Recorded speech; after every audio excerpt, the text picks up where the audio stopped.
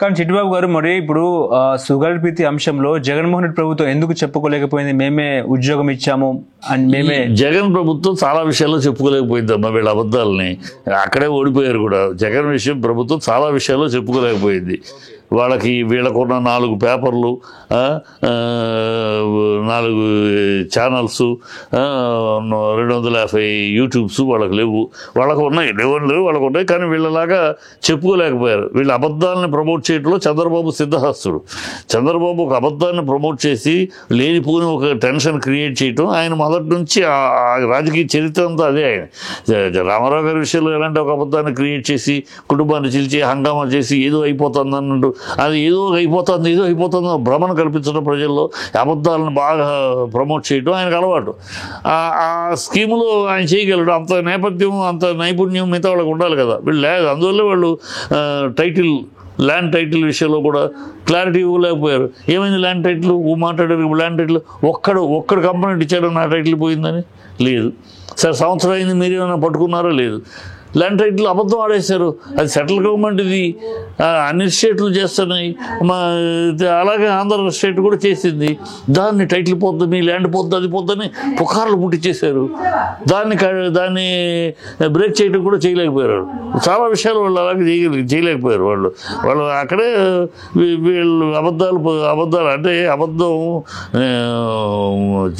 నిజం చెప్పులు పెద్ద సామెత, అబద్ధం ఊరంతా తిరిగి వచ్చా అలా చేయగలిగారు వాళ్ళు. వీళ్ళు చేయలేకపోయి ఈయన నేను సంక్షేమ పథకాలు చేస్తే ఆయనను కాపాడేస్తే అనుకున్నారు. మన జనాలు ఆశపరులు అది విస్మరించాడు. మన ప్రజలు ఎంత ఇచ్చినా ఆశపరులు, మన ఆశకి లొంగుతారు. ఆశ లేకపోతే మనిషి జీవితమే లేదు. సో మనకు ఆశని చూపిస్తే లొంగుతారు. ఈ ఆశకి లొంగిపోతారేమో, మనం ముందు జాగ్రత్త పడాలనేది వాళ్ళు ఎందుకు ఆయన ప్రజల మీద నమ్మకం పెట్టుకుని నేను సంక్షేమ పథకాలు ఇచ్చాను, అందరికీ అందిని, నేను ఇచ్చిన ఈ మొత్తం నవరత్నాలు అందరికీ 95% అందరికీ అందింది కనుక నన్ను నెత్తిని పెట్టుకుంటారని నమ్మాడు. దాన్ని వీళ్ళు ఇంత అబద్ధాలు ఆడి దాన్ని జనాల్ని ఎత్తినూరు బాదుకుంటున్నారు. బట్ అయినా అప్పుడు జనాలను మప్పించగలిగాడు. చంద్రబాబు దగ్గర ఒక గొప్ప నైపుణ్యం అది. అతను ఎంతటి అదృష్టవంతుడు 2 విషయాల్లో చంద్రబాబు. ఒకటి మహత్జాతకుడు, మహాదేవుడు, దైవ సమానుడైన రామారావు అంతటి వాడికి ఆయనకి తప్పించి సింహాసనాన్ని ఆయన రక్తమాంసాలతో దారపోసి నిలబెట్టిన పార్టీ, రామారావు గారి రక్తమాంసాలతో ఏర్పడిన పార్టీ, ఆయన మేధస్సులోంచి పుట్టిన సింబలు పార్టీ ఉద్దేశాలు, దాన్ని లాక్కుని చేసి అంత మహానుభావుడికి ద్రోహం చేసి మహానుభావుడిని కంట తడిపెట్టించినా కూడా ప్రజల్లో రాగలిగాడు. పత్రికల సపోర్ట్ తోటి, మీడియా సపోర్ట్ తోటి. ఆయన అలాగ ఎన్ని తప్పులు చేసినా, ఎన్ని పాపాలు చేసినా, ఎన్ని దౌర్భాగ్యాలు చేసినా, ఎంత దుర్మార్గమైన పరిపాలన చేసినా, ఇవాళ అమరావతి ఉంది. అమరావతి అంటే ఎంత డ్రామా ఆడుతున్నాడు ఇప్పటికీ. ఇంకా అసలు దేశంలో 25 రాష్ట్రాలు ఉన్నాయి. ఎన్ని రాష్ట్రాలకు క్యాపిటల్ ఏర్పడినాయి, ఎన్ని రాష్ట్రాలు విడిపోయినాయి. పంజాబ్ నుంచి గుజరాత్ విడిపోతే గుజరాత్ కట్టుకున్నది, గాంధీనగర్లో కట్టుకున్నారు. ఎన్ని సంవత్సరాల్లో కట్టారు, ఎంత స్థలంలో కట్టారు. ఈ ప్రపంచంలో, ఈ దేశంలోనే ఎక్కడ కూడా 10,000 ఎకరాల మించి ఏ రాజధాని లేదు. బ్రహ్మాండం కట్టుకున్నారు. రాయచూరు కట్టారు, ఛత్తీస్గఢ్ కట్టారు, జార్ఖండ్ కట్టారు. 5 సంవత్సరాలు బ్రహ్మాండం కట్టుకున్నారు. రాజధాని అంటే ఏంటి? రాజధానికి ఏం కావాలి? నగరం కాదు, రాజధాని నగరం కాదు. నగరాన్ని కట్టడం వేరు. నగరం ఎందుకు కడతావు? ఇప్పుడు నువ్వు నగరం కడతానంటాడేంటి? రాజధాని కాదు, సెక్రటేరియట్, ఒక అసెంబ్లీ. అక్కడ ప్రజలు కామన్ పేదలకి మామూలు ప్రజలకి రెగ్యులర్ పనే ఉంది అక్కడ కదా. ఇవాళ సెక్రటేరియట్కి రోజు ఎంతమంది వెళ్తున్నారు? 5 కోట్ల మంది. తెలంగాణ ఉంది సెక్రటరీ, 5 కోట్ల మంది ఉన్నారు. రోజు ఎన్ని కోట్ల మంది వెళ్తున్నారు సెక్రటేరియట్కి? ఎంతమంది వెళ్తున్నారు కోర్టుకి? అక్కడ ఉన్న ప్రజలకి నగరం. నువ్వు ఇప్పుడు చంద్రబాబు వేసినాను ఒక పేదవాడు వెళ్ళి అక్కడ ఉండగలడా?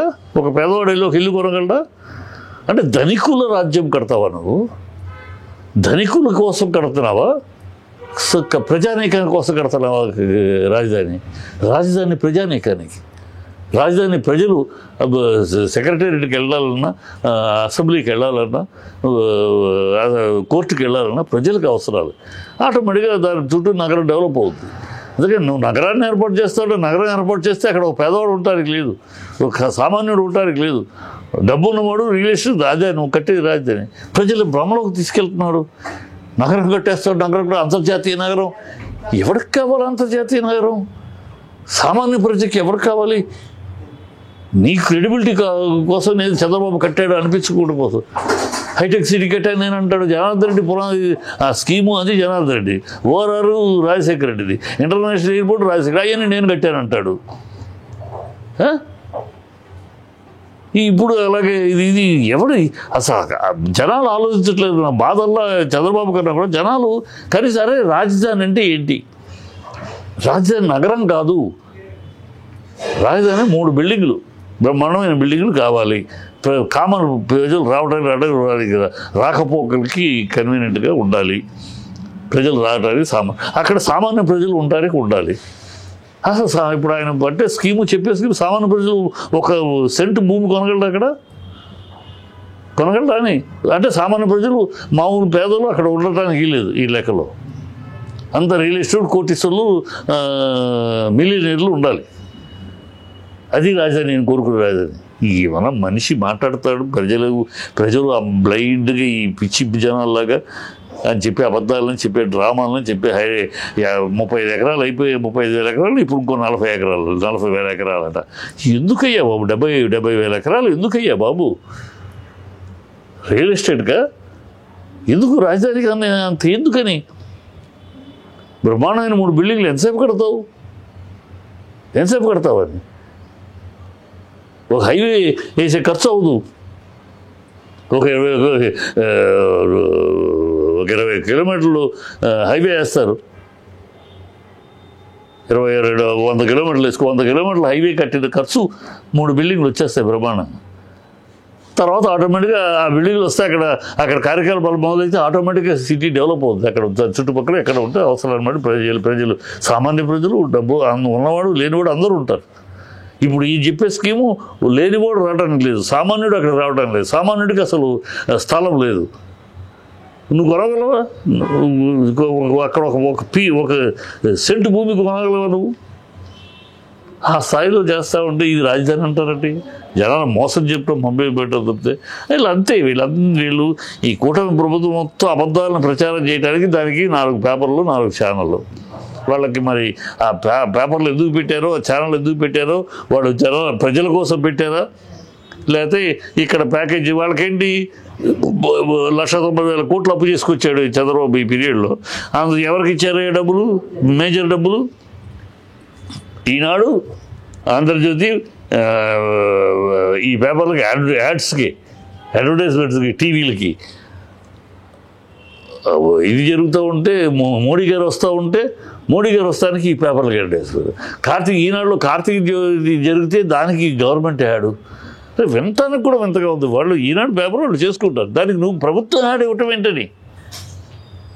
కార్తీక్ ఉత్సవం చేశారు కదా, నువ్వు యాడ్ ఇవ్వటం ఏంటి ప్రభుత్వం? అంటే వాళ్ళకి దోచిపెట్టడం, సో దట్ వాళ్ళు మీకు రాసి పెడతా ఉంటారు. ఇంత దౌర్భాగ్యంగా జరుగుతుంది. అమరావతికి బుల్లెట్ ట్రైన్ వస్తుందంటగా? వస్తుంది, అమెరికా బుల్లెటిన్ వస్తుంది.